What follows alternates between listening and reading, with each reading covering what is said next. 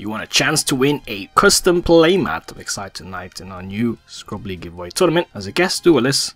Then click down the description below.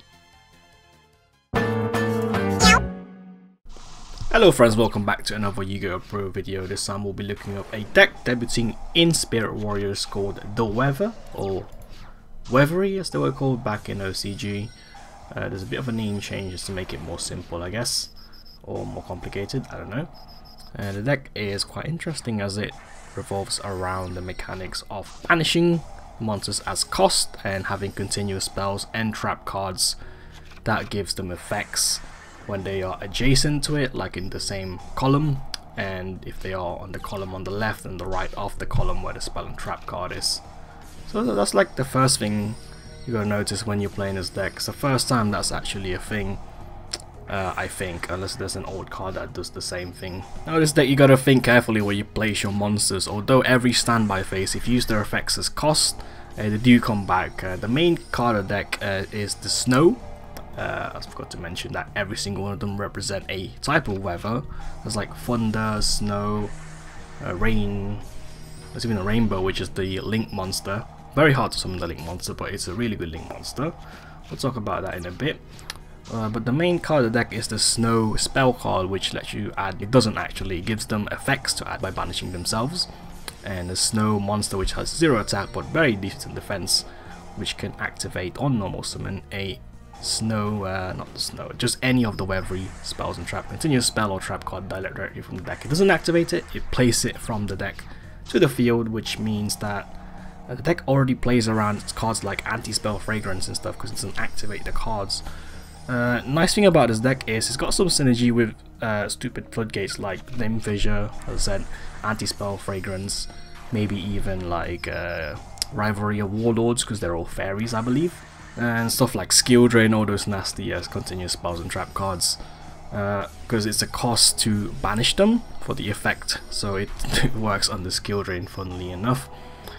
And also the Thunder guy, the level 3, they're all level 3s except for the green one, which I believe represents, I have no idea what it represents. It's like, what's the weather that looks like green? Can't think of one, but the yellow one lets you tag out any continuous spell and trap cards from the field and place them on the field, a Weathery spell or trap card. Now the restriction of the spell and trap cards is you can only control one of each. Therefore, it's probably encouraged to run at least one of each, just so you have a variety to switch them around and stuff. And they all have decent effects. As I said, one of them gives them the effect to search. One of them gives them the effect to bounce a back row by banishing themselves. So it's all cost, by the way, to banish themselves, which means next standby phase they come back on the field, they special summon themselves back. And you can put them in any zones because they come back special summoning. So that means that you can change their effects technically over the course of the game if they don't die. There's another one which makes something half its attack but lets it attack directly, which is handy for the deck because it's got a lot of monsters with not very high attack, so if you can't get over stuff you can attack directly, or you can just give something your opponent has that's got big attack, half the attack, and then you can beat over that monster. Now as for the other Weathery guys, the green one, as we talked about, is an interesting one. I only run one because the main reason is it's got level 3, it's level 6, so you have to tribute summon for it pretty much to get it out. It can protect your Weathery spells and trap cards from targeting or destruction, which means it's basically a lockdown if you got that on the field. And of course they all have the effect to come back in the standby phase, so her effect applies as well. Also, I forgot to mention the artwork of this archetype is really pretty. Like the artist who's did this, actually is quite nice and they did a good job representing all the weathers and the characters and stuff. They all look like fairies actually, because they're fairy type, of course. One of them, I believe the violet one, lets you place Weathery spells and trap cards from grave to the field if a Weathery card on your side of the field leaves the field. The blue one, I think that's the rain one, I can't remember. I think it's the water one, of course, because it's rain. When you special summon it, you can just place a Weathery spell trap card from your hand to the field. So if you spec it on your opponent's turn, you can just basically place a trap card. That's the main use of that one. I think that's the worst one of all of them, but they all have their own uses and stuff. The fire one's actually not that bad, but it's not the best one to start off. But late game it gets good because you can basically summon itself from the graveyard. So usually that's the one you tribute summon for the level 6 if you do get a hold of the level 6, and then it can just spec itself from the grave in defense mode. But it has to send one of your Weathery spells trap cards from your field to the grave, and then you have to place one from hand. So that's quite useful because sometimes you do clog your back row. Quite often actually you do clog your back row like late game. So that one's quite useful as well. They'll have the uses, as I said. And last but not least, we have the rainbow one, which is probably the best one of the lot. Of course, it represents all the color spectrum, and it's basically solemn warning on legs, and it points bottom left, bottom and bottom right, and everything that it points to gives the effect to be solemn judgment, or basically infinity barrier. So all your Weatheries can just negate anything pretty much. So if you got that set up, you probably won the game, although it's actually really hard to summon it because you need 3 Weathery monsters, and getting 3 on the field and just sending them to Grateful Link summon is sometimes a waste. So it might not be ideal to do that sometimes, but if you do have like 4 or something, you can probably get the Link monster out, and then you can have one of the returning ones next turn, or normal summon another one, so you have at least one negate so it can protect itself. Also, if it gets banished, it comes back like all the Weatheries. It's funny that it's got that effect actually. As for some of the trap cards, one of the trap cards, run 3 of them because it's quite a relevant one, because as I said, the deck has small monsters, so they struggle to get around big monsters. So what they have to do is battle them. And one of the trap cards, the Thunder trap card, is it basically composes the monster it battles by banishing themselves. So anything that it doesn't target as well, so it outs a bunch of random stuff that you can't target. And one of the other trap cards is good for interruption, or this deck doesn't have that many interruption except maybe that trap card. It does have the one where you can bounce back row as well, which is a spell. The trap card that interrupts your opponents, if they search a card, exactly one card, you can't use it in Decisive or something, a Pot of Greed or something. What does it do?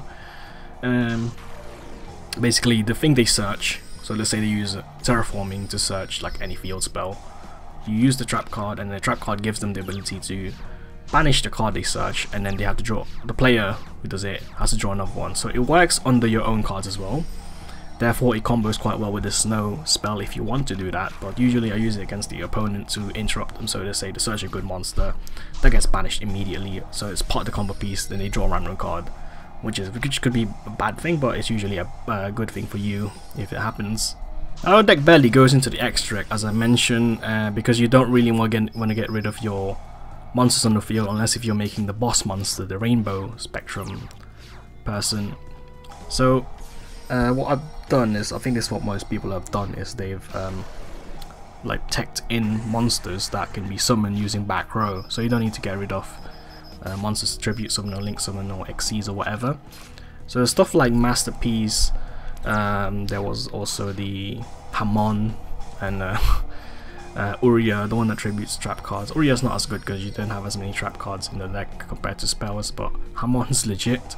It's 4k, but I think the best one so far is either Masterpiece, because it's immune to spells and traps if you tribute the spells and traps, and it just pops monsters that's in the way, and it's pretty big.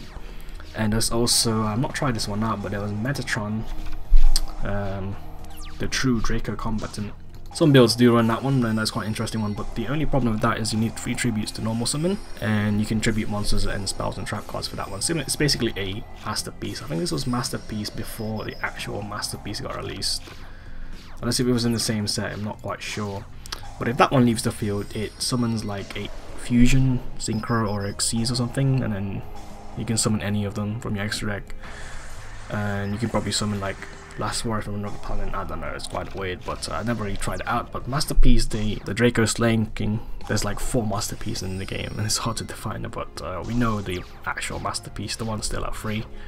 The best Masterpiece, in my opinion. You can use Diagram as well to search it if you want, but for this kind of deck, you don't really want to turbo it out. You just want to like use your cards to sort of play how the deck's supposed to be played, and then drop Masterpiece when you're in trouble or when you need to out certain things. Another thing is, as I said, they were represented by each spectrum color, so it's like red and yellow and pink and green, that song. But they're also represented by painting. Like I think the yellow one has a crayon or something, and one of them has a paintbrush.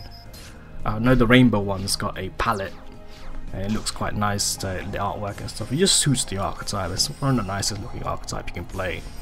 And in Spirit Warriors, they're all going to be in holo form, I believe, because it's one of those sets that Konami's been releasing every couple of months, where everything is in holo, so your whole deck's all blinked out and stuff, I guess. Now, while testing this deck, it's probably one of the most fun decks I've played for a while. It's quite unique, and because you have to, main reason is because you have to think of your positioning of your cards, and there's no straightforward answers for some cards against the opponent, because they usually have big monsters or something, or they have cards that you can't really attack or something, I don't know.